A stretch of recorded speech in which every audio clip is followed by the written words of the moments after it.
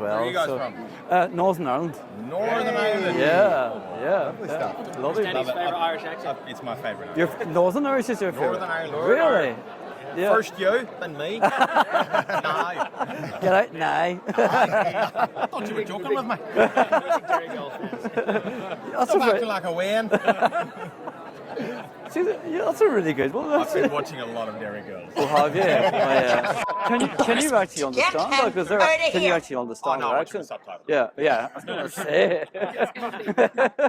It's strong freedom, also it is. So it is. It is.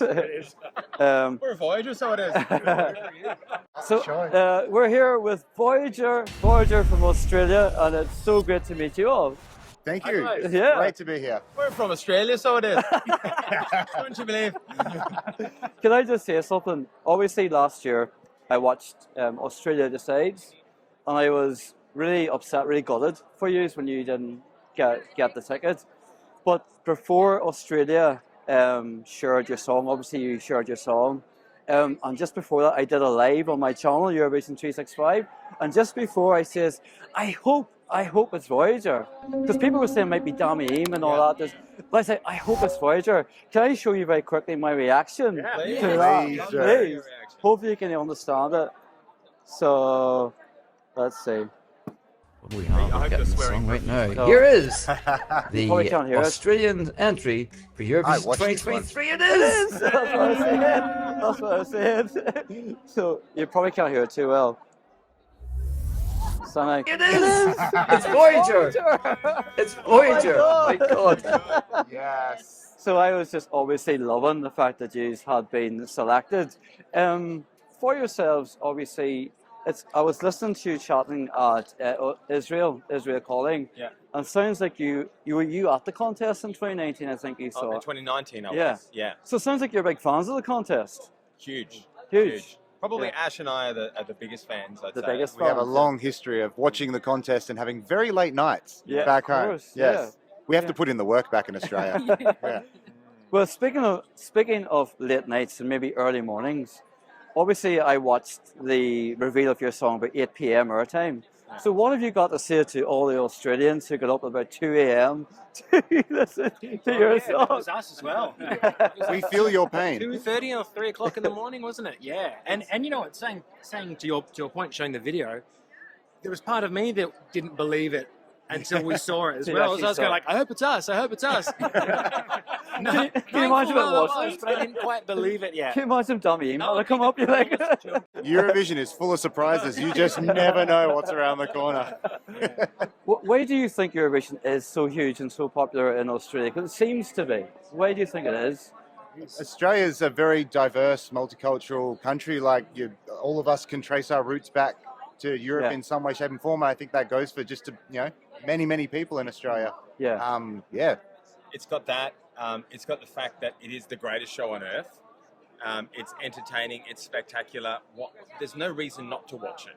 There's no reason not to be in it, which is one of the reasons why we really wanted to be in it. Yeah. Because, it's heavy music. It's drama. It's theatre. It's spectacular. And this is the greatest stage on earth for that.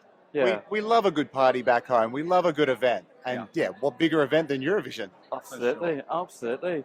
Of course, you alluded to like your genre of music, and obviously with Lord of the Lost, which is similar-ish. So how do you feel about that representation at the contest? I think it's very important. I think it's really exciting to have heavy music at the contest, particularly because people realise that heavy music is not just heavy music. Lord of the Lost and us, yes, we're classed as heavy metal, but we're vastly different. You play those two songs and people go, that doesn't sound anything like each other, and that's really awesome. So I think it's a great time for heavy music, and I think it's a great time for people to discover that heavy music is not necessarily just what they think it is. It's not just your Cookie Monster growls, although we did put one Cookie Monster growl in. I did, actually. You seem to have like a little, like I would say, trademark dance move that you seem to do. Is there any chance, you probably don't have the room, is there any chance of doing that? You in particular are awesome at it. I get out of this one. Try not to take anyone out with the spins on this one. Oh, yeah. Took myself out. Oh, no. Why we don't do it. That's why there's space between you, more space. Oh Whoops. my God. I want to think see I've got a slow motion concussion. of that.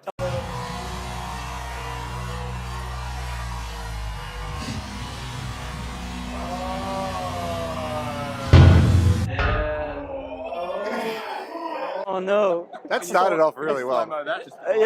That's all my fault. That was live.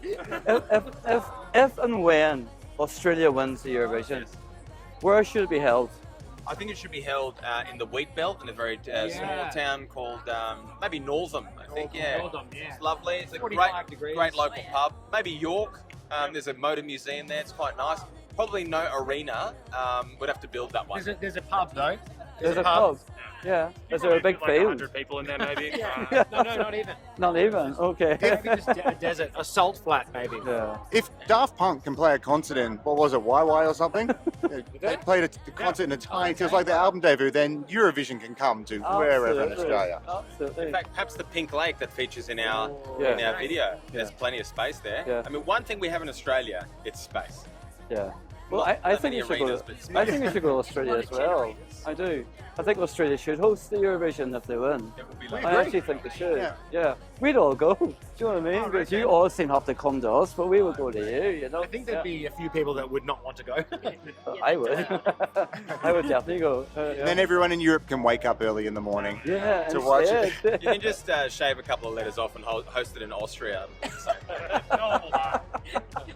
No one will notice. It's essentially the same country. Pretty much. All I want to say is just one final thing. In 1981 Eurovision, Bucks Fizz won when it was hosted in Dublin.